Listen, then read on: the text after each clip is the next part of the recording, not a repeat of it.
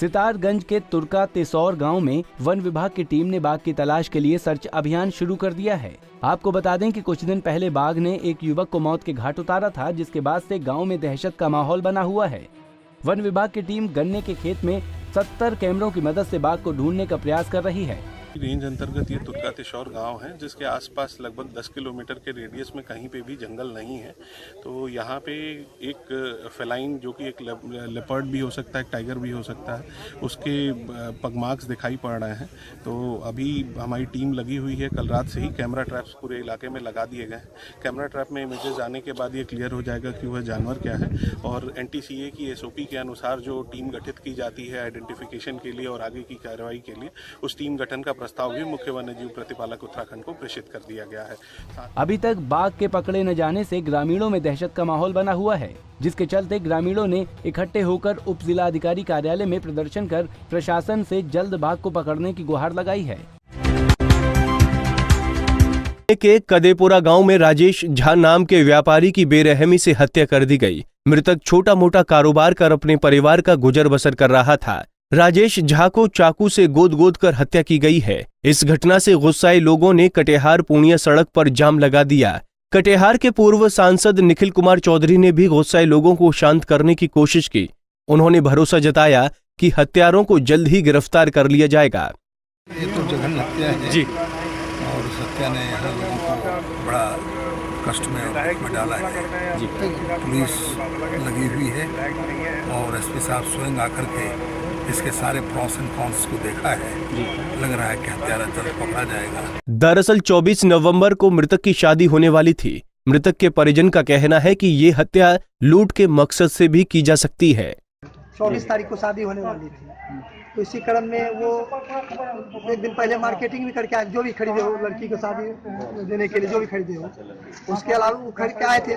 तो आसपास के लोग इस बात से अवगत थे कि मतलब कि उसके यहाँ शादी है 24 तारीख को होने वाली है। तो इस क्रम में जो असामाजिक तत्व वो सोच रहे हैं इसके लूटपाट के मैटर में इस तरह किया इस घटना। वहीं SP सिद्धार्थ मोहन जैन ने कहा कि पहली नजर में ये हत्या रंजिशन की गई लगती है। बिंदुओं पे जांच कर रही है और मौके पर देख के लगता है कि ये रंजिश में की गई हत्या है, क्योंकि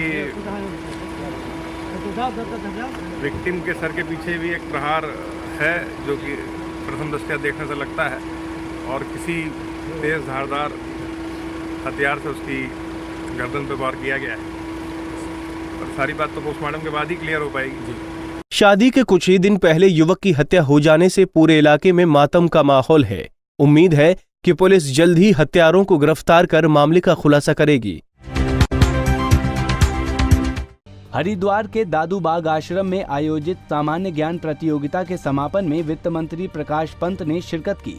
इस मौके पर दक्षिण ब्रह्मचारी समेत कई साधु संत और शिक्षा जगत से जुड़े लोग भी उपस्थित रहे और परीक्षा में उच्च प्रदर्शन करने वाले कई स्कूलों के छात्रों को सम्मानित किया।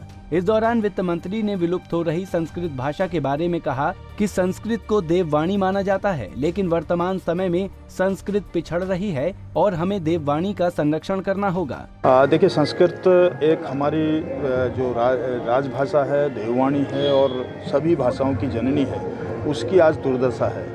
और ये दुर्दशा इसलिए है कि 3000 वर्ष पूर्व तक तो संस्कृत पूरे देश भर में सर्वत्र बोली जाती थी और हमारे संवाद का माध्यम हुआ करती थी। और आज इसकी दुर्गति इसी की स्थिति का आकलन हम इस आधार पर कर सकते हैं कि 2001 की जनगणना में मात्र 14,135 लोग ही संस्कृत बोलने वाले हैं। अर्थात 125 करोड़ के देश में केवल मात्र 14,135 लोग संस्कृत बोलते हैं। तो इसका सीधा तात्पर्य हम कहाँ पर खड़े हैं, इस विषय को लेकर के हमने काफ़ी गंभीरता से काम करने प्रारंभ किए। वहीं देववाणी परोपकार मिशन द्वारा आयोजित प्रतियोगिता में स्कूल के बच्चों ने बढ़ चढ़कर हिस्सा लिया। मुख्यमंत्री आवास में CM त्रिवेंद्र सिंह रावत ने नीति आयोग के उपाध्यक्ष से मुलाकात की। इस दौरान उपाध्यक्ष राजीव कुमार ने कहा कि नीति आयोग और राज्य सरकार के बीच सीधा संबंध जरूरी है और वे राज्य सरकार की प्राथमिकताओं को जानने के लिए आए हैं। इसके साथ ही बैठक में वन भूमि हस्तांतरण की वजह से परियोजनाओं में होने वाली देरी पर भी चर्चा की।